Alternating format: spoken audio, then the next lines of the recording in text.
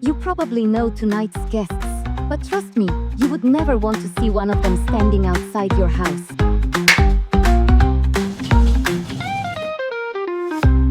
Thank you so much for accepting the invitation. Well, it was out of my generosity that I came. Though, I must say, still puzzled how you invited that second-rate hunter Dean Winchester before us. Bit of a snub, don't you think? What my brother means is, thank you for having us. We're pleased to be here, first or not. It's truly an honor to have you both here. Let's warm up with this. Describe each other in one sentence. Klaus, you first.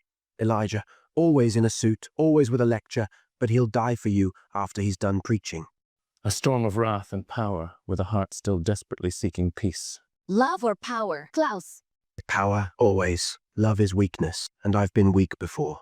Elijah, you're known for keeping your word. But what would ever make you break a promise? The family. I honor my word, unless keeping it endangers someone I love. Be honest. Which one of you is the hardest to live with?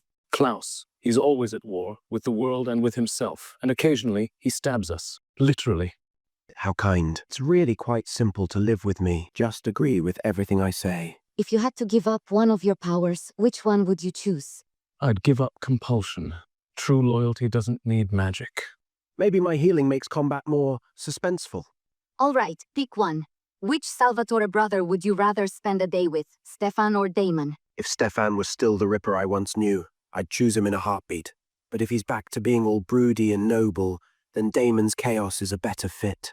Stefan, despite his inner darkness, he genuinely seeks redemption.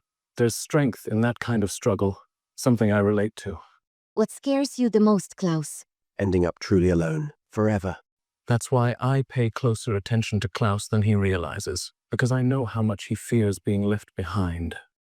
Last question. What's something you could explain 1,000 times to your brother, and he'd still never get it? Why wearing a tie doesn't make you morally superior. That sometimes not everything needs to explode, Nicholas. You've both been incredible. This interview, like you, is unforgettable. It was an honor. Have a pleasant day. To our viewers, we hope you enjoyed this episode of The Real Talk of Fiction. Now we want to hear from you. Who should be our next guest? Share your suggestions in the comments below.